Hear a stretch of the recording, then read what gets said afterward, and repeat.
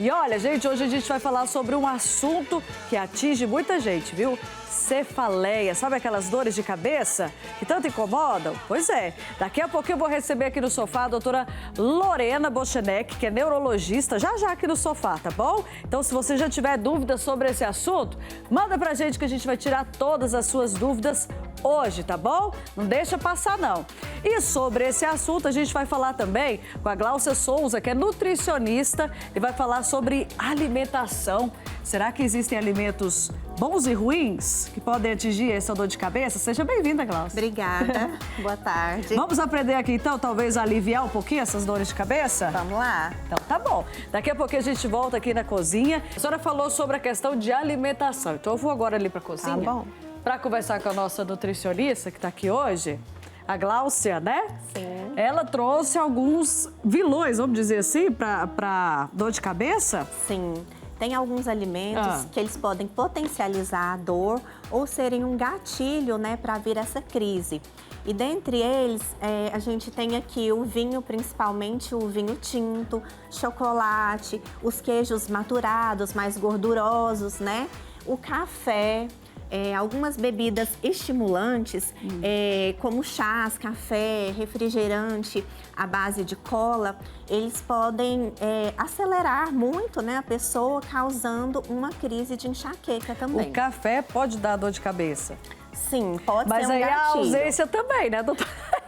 Porque eu mesma fiquei um tempo sem tomar café, eu vou te falar, eu sentia muita dor de cabeça. Olha só, o interessante é que a gente precisa entender que, como é uma doença crônica, a gente não pode ter uma ideia de dieta no sentido restritivo. A gente precisa tratar essa doença para a pessoa ir lá e poder tomar o café de uma forma tranquila e que aquilo não justifique uma crise, por exemplo.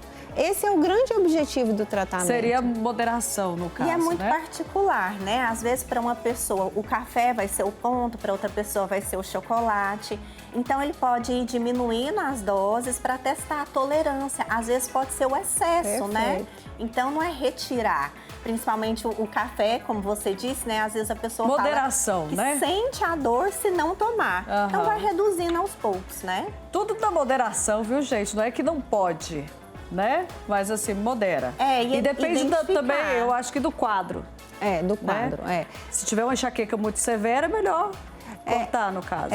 O objetivo é estabilizar o cérebro, porque a questão da enxaqueca é assim, ó.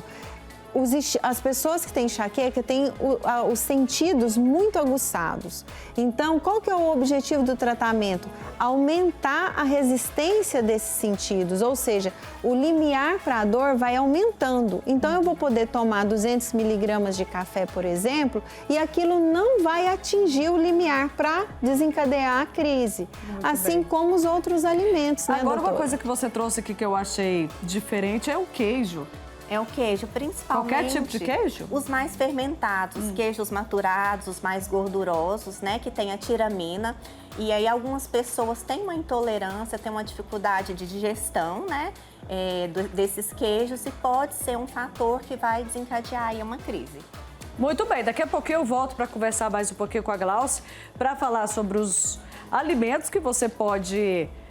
talvez aí deixar de lado um pouquinho, tá? Com moderação. E aqueles que talvez pode até auxiliar, quem sabe não tem, né? Esses alimentos, né? Que podem ajudar. Vamos ali comigo ali, doutora? Vamos aqui na cozinha pra gente conversar mais um pouquinho com a nossa Nutri.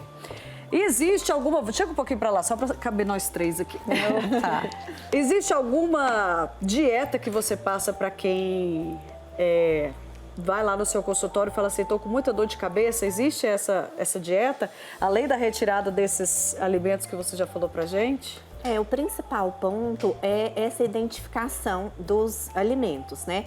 Porque, por incrível que pareça, muitas vezes a gente não está prestando atenção no que a gente come, né? Então, ali na correria do dia a dia, é muito comum eu perguntar, você está relacionando com alguma coisa? Não sei. E aí eu falo sobre diária alimentar, quando uma pessoa está tendo muitas crises, muitas vezes na semana, então faça um diário alimentar.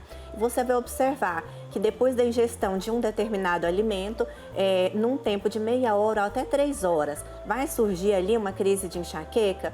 Então, se identificou, a gente vai diminuir ou retirar o consumo, trabalhar nas substituições desses alimentos e identificar se realmente está causando, né? Então, começa por aí. E um ponto que a doutora tinha falado sobre hidratação também, que as pessoas esquecem da hidratação. Então, monitorar essa hidratação. Longos períodos em jejum também. Tem pessoas que têm crise por passarem muito tempo sem comer. Então, a autoobservação vai te mostrar muitos pontos aí que podem ser coadjuvantes aí nesse tratamento, né? Daqui a pouquinho a gente vai falar sobre chás. Será que tem algum benefício aí para quem tem dor de cabeça? Depois do intervalo, não saia daí.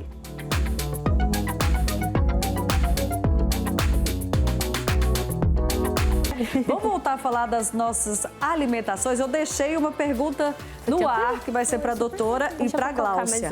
Sobre chás, a gente viu algumas pesquisas aí falando sobre alguns chás que podem aliviar a dor de cabeça. Que eu vi alguns assim, ó, por exemplo, camomila. Camomila é bom? Se essa dor de cabeça for relacionada à tensão, à ansiedade, então os chás tranquilizantes vão auxiliar sim. Inclusive é uma coisa que eu sempre falo para as pacientes, o excesso da cafeína, às vezes a pessoa toma vários cafés ao longo do dia. Então eu aconselho que na parte da tarde, a partir das 2 horas da tarde, passar para esses chazinhos calmantes e desacelerando, né? Para evitar novas crises. Até questão da ansiedade mesmo, né? Do estresse. Agora, um que a doutora falou pra gente aqui em off, que inclusive já tem cientificamente comprovado, né? O chá de gengibre. Conta pra gente um pouquinho desse chá. O gengibre foi comprovado num estudo muito sério, randomizado, envolvendo 227 pacientes. E foi demonstrado que a utilização dele diminui a intensidade e a frequência da dor em 2 horas a menos do que as pessoas que não estavam naquele estudo ali fazendo uso do gengibre. O gengibre tem uma ação anti-inflamatória, então além dele melhorar, prevenir a crise de enxaqueca, ele diminui aquele desconforto próprio da enxaqueca, que é náusea e vômito. Então, minhas pacientes já sabem, na primeira consulta, olha, vamos começar a utilizar o gengibre de rotina. Então, vamos ralar o gengibre, coloca na sua água, na água com gás, que a gente precisa de aumentar a hidratação. Junto com o gengibre, dá um plus a mais ali na prevenção e também para tirar da crise de enxaqueca. Então, é uma dica de algo natural e que vai contribuir de forma fundamental no controle da sua enxaqueca. E a gente já falou sobre cefaleia, sobre as dores de cabeça, mas o melhor, procura o profissional. Né, sim, doutor? é importante porque a enxaqueca, gente, a causa dela é genética. Não adianta a gente sair atrás dos vilões, o que causa a minha enxaqueca? A sua genética. Quando a gente nasce, a gente tem o gene que vai nos colocar mais se tem mais ou não chance de ter a enxaqueca ou de ter uma outra doença. E aí, quando você é exposta a certos gatilhos, por exemplo, o jejum prolongado, antes de falar assim, meu Deus, o que eu tenho que tirar da minha alimentação, começa a colocar comida de qualidade, de tempo em tempo. Ficar muito tempo sem se alimentar é pedir para ter crise de enxaqueca. Tá vendo, gente? Com certeza a gente vai voltar nesse assunto, porque muita gente mandou perguntas aqui, não deu tempo de responder a todos, então, já fica o convite, doutora. Gláucia, Valquíria também, volte mais vezes. Obrigada, viu, meninas?